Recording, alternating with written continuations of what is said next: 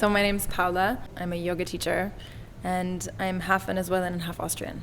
This is Sanaz from Iran and running a Persianist kitchen in London. I'm Nikos. I am a musician and I'm from Greece. I'm Anastasia. I'm from Ukraine and I'm a barista.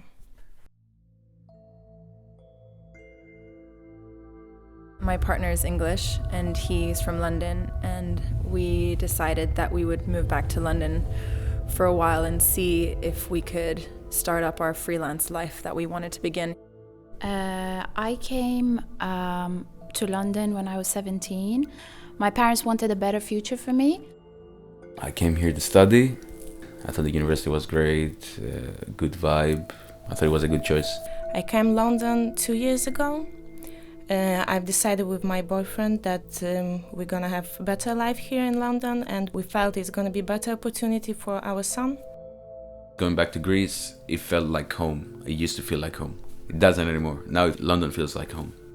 Also, just the fact that there's so many people from everywhere here makes it feel like we're all kind of at home in this random place together. I was born in Dubai.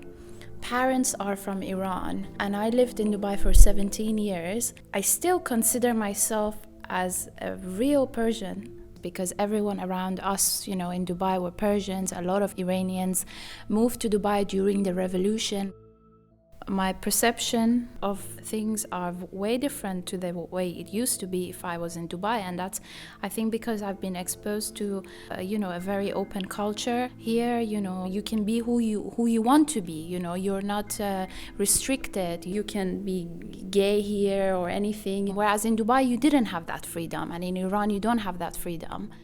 I feel like in a lot of other parts of the world, there's a sense of it being really wonderful, and then underneath sometimes there's a sense of the lack of security, which you don't notice when you're there, and you only notice when you come back and you go like, and you feel like you can finally relax in a way. And also I got sick quite a lot in Brazil, and I just didn't have the means to get the medical care that I would have needed. And here it was, it's available. I think London, apart from all of those reasons, is a really special place because it has space for you to grow and space for you to develop. Progress. I mean, that's what London has. It's like a wheel. You can either be a part of it or you can be an outsider living in London. People here talk and make and want to do new stuff, explore different areas. You help me understand lots of different things and different aspects of life. What's important for me, what's important for someone else coming from a completely different background. No matter who you are, London will accept you. The positive sides of London is people. They're very open and all of the people are smiling, usually. I really like school of my son. It's very nice and teachers are very nice. And the negative thing is accommodation is very expensive here. You need to work very hard to pay the rent. Most of the people, they need to live with someone in one flat, and sometimes they are 10 people. They're using just one bathroom. Because everyone has this pressure of work. It's just too hectic, and all you want to do after work is just go home and be alone. If I were in a situation where I had to get the tube every day to go to work and get into that routine, I think it would drive me crazy, and I don't know if I would want to stay here. I cycle everywhere. Although I would say the downside is that sometimes it doesn't feel so safe to be doing that. So if you say you're from Iran, they say, oh, so are you a Muslim? And I think this comes from other Muslim people, which is fine, I don't mind it, but I don't know why it's always been this first question. There are not many Ukrainian people here. It's much easier when you are not in a big group of people here. So there is no stereotype about you. They think, oh, Ukrainian, wow, like something exotic. But if you say Polish, they're like, oh, Polish again. I feel like people, when they ask you where they're from, people will have in their head some connection to that place, and so they'll immediately be able to either create a connection with you or create a disconnection with you. I feel like I don't have a nation.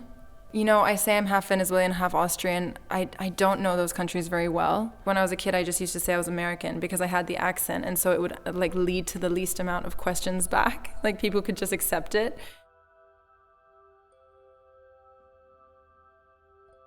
there is some concern deep inside about how they're gonna like strategically build their politics from now on towards Brexit and how this is gonna influence my life. But my real concern towards this is the rise of like the far right and fascism and stuff like that.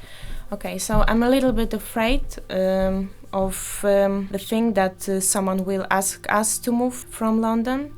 I feel better here and my life is better here. I feel this city is showing me more opportunities than I had in Poland. Actually, I don't believe really someone can force so many people to move from the country, and for sure not the people who work here and who are good people. You get people that voted for Brexit because they felt that was the right decision, but also you get a lot of people that have done it because they don't like individuality, they don't believe in like a multicultural city or a multicultural nation. I don't know, that's a bit scary. Sometimes I have nightmares we've gone back. I don't want to go back. I don't want to feel scared when I travel to places, especially with attacks and things. So I dream for peace and I pray for an end to this war. The map in Europe in general, like think about England, think about France now, you think about Denmark, America now. If you think about the whole thing, that's a bit...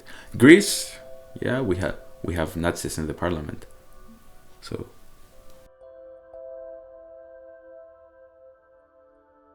I'm from Crimea, so the Crimea was took by Russians then. All of my family, they still live in Ukraine. There is still war there, nobody talk about it, but it's not like it was before, so I feel a bit better about it. So I prefer to not read newspapers here especially and watch news at TV. It affects me very bad. And if I need to spend my energy working and spend time with my son as well, I'm kind of avoiding bad things, I don't really watch the news. I surround myself with people that are really inspiring. I don't feel dragged down by it because I'm really lucky to live in a place where you can get away with that. I mean, no matter how I wish the world to develop from now on, no matter what I want, things will happen anyway.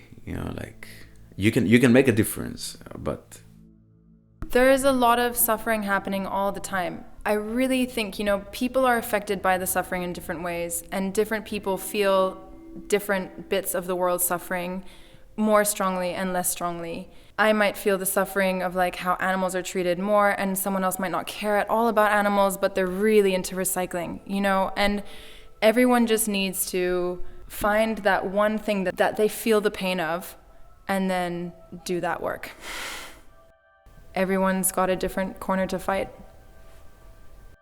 As long as you feel good and healthy, I think that's enough, and you love what you do and you have people around you who you love and who love you, I think that's important.